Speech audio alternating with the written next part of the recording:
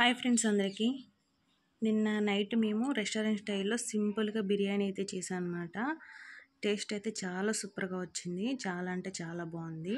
ఇది ఎలా చేయాలో మీకు కూడా చూపిస్తాను, చూసేయండి. ముందుగా 1 kg రైస్ని 1.5 hour అయితే నానబెట్టుకోవాలి. తర్వాత బిర్యానీ స్పైసెస్, కొత్తిమీర, పుదీనా, ఆనియన్స్, పచ్చిమిర్చి, ముందుగా ఆయిల్ అండ్ గీ వేసుకొని అది హీట్ అయిన తర్వాత బిర్యానీ స్పైసెస్ వేసుకొని ఫ్రై చేసుకోవాలి. తర్వాత పచ్చిమిర్చి వేసుకొని కొంచెం ఫ్రై అవ్వాలి. ఆ తర్వాత ఆనియన్ పీసెస్ కూడా వేసుకోవాలి. ఆనియన్ పీసెస్ వేసుకున్న తర్వాత కొన్ని టొమాటోస్ కూడా కట్ చేసుకున్నాను, అవి కూడా వేసుకోవాలి. టొమాటోస్ వేసుకున్న తర్వాత మొత్తం ఒకసారి అంతా కలిపేసి వాటిని కొంచెంసేపు మగ్గనివ్వాలి. ఇవి కొంచెం మగ్గిన తర్వాత అల్లం వెల్లుల్లి పేస్ట్ అయితే వేసుకోవాలి. అల్లం వెల్లుల్లి పేస్ట్ వేసిన తర్వాత అది ఒకసారి కలుపుకొని అది పచ్చివాసన పోయేంత వరకు మగ్గనివ్వాలి. అల్లం వెల్లుల్లి పేస్ట్ కూడా మగ్గిపోయిన తర్వాత అందులో కొద్దిగా లైట్గా కారం యాడ్ చేసుకోవాలి. కారంతో పాటు కొంచెం పసుపు కూడా యాడ్ చేసుకోవాలి. అండ్ దానితో పాటు కొంచెం ధనియాల పొడి కూడా యాడ్ చేసుకొని వీటన్నిటిని బాగా మగ్గనివ్వాలి.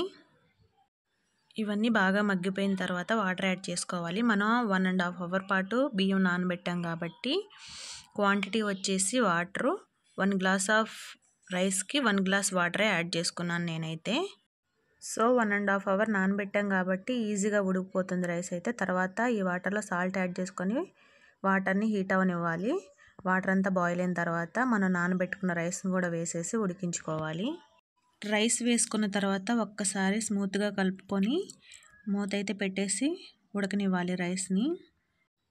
ఇందులో కొంచెం బిర్యానీ మసాలా కూడా యాడ్ చేసుకోవాలి. ఇందాక మర్చిపోయాను, ఇప్పుడైతే యాడ్ చేసి మళ్ళీ ఇంకొకసారి అయితే కలుపుకొని మూత పెట్టేసి అయితే కుక్ చేసుకోవాలి.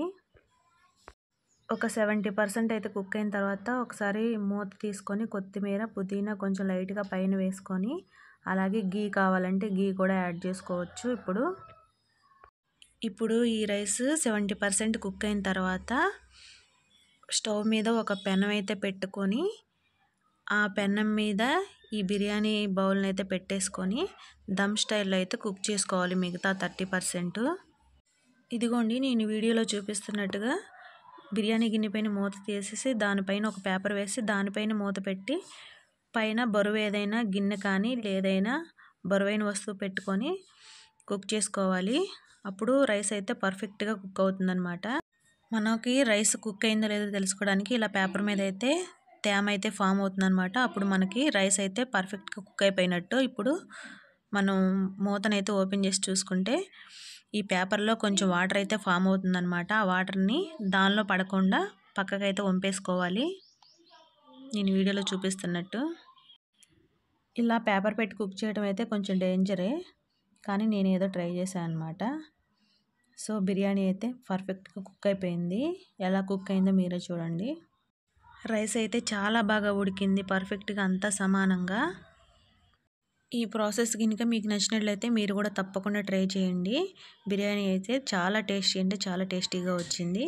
దీనికి కాంబినేషన్గా ఇంకొక పక్క చికెన్ అయితే ఉడుకుతుందన్నమాట. ఈ బిర్యానీలోకి చికెన్ కొంచెం పులుసుగా ఉంటేనే బాగుంటుందన్నమాట. అందుకని కొంచెం పులుసులాగే చేస్తున్నాను. దీనితో పాటు రైతా కూడా అయితే తయారు చేశాను.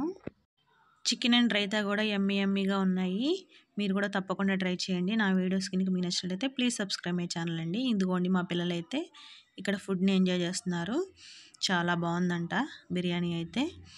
చూడండి, చెప్తున్నారు మా పిల్లలు సూపర్ అని. మా రోహితల్కి కూడా బాగా నచ్చిందంట బిర్యానీ, చెప్తున్నాడు చూడండి. అలాగే నా వీడియోస్ కనుక మీకు నచ్చినట్లయితే ప్లీజ్ సబ్స్క్రైబ్ మై ఛానల్ అండి.